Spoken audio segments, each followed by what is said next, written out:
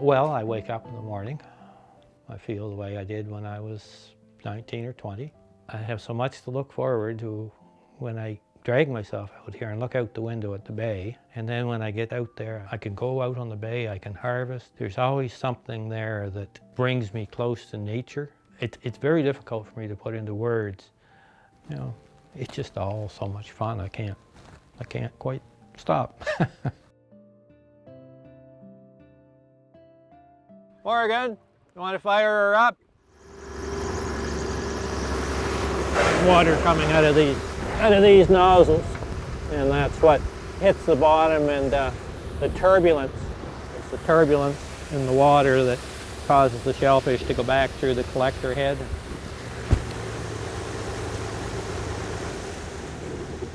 Couldn't get much simpler.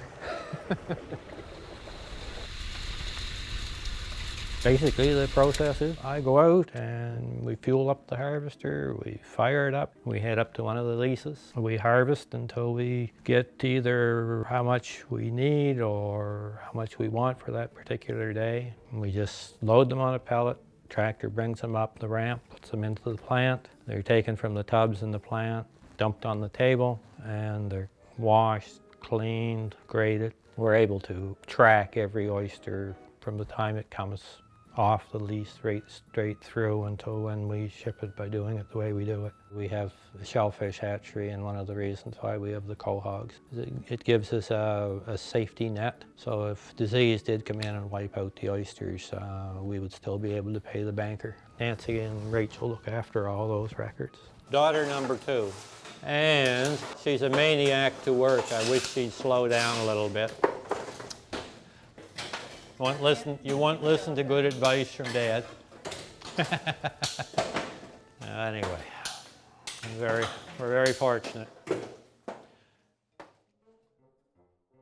If I had my way, I would never charge for an oyster, because in the native culture, food is something you share.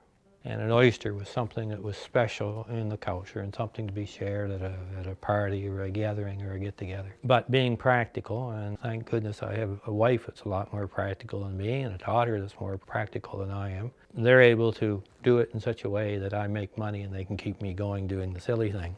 But oysters are all about a good experience, and it's an experience and it's a sharing of something in common. It's a good place, it's a sustainable industry, it's shellfish or something that's so great for the environment.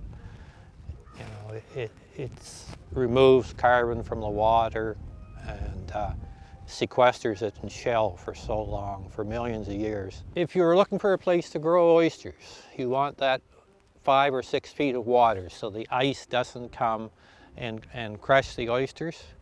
But oysters, you know, don't have a brain, so you can't tell them anything.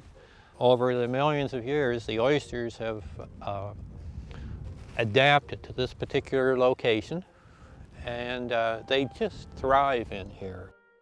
You can take a bad environment, put shellfish, oysters, or clams, or scallops, or any bivalve in there, and that will remove the excess algae from the water, and the algae is taking the nitrates out of the water.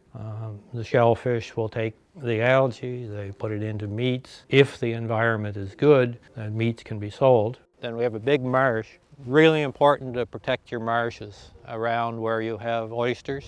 It filters the water, it puts nutrients out in the bay. The downside is every acre of marsh will put out 10 million of saltwater mosquitoes. When they're coming in, they have their stinger out. They don't hit with the landing gear down, they hit with a stinger.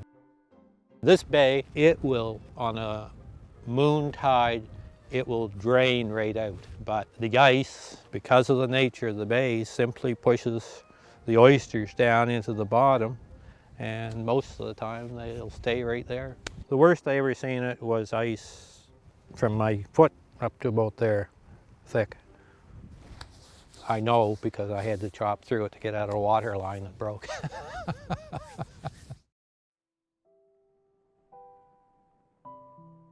It's the first thing I look at, that bay, every morning. That bay has been the one truly consistent thing every day, looking out at that bay. It's never been the same twice, but yet it's always consistently there, you know, always ready to cure your spirit and to look after your needs. Pretty special place. I've found it other places as well. There's so much beauty in the world, but I don't know, this is just the one that I'm so connected with.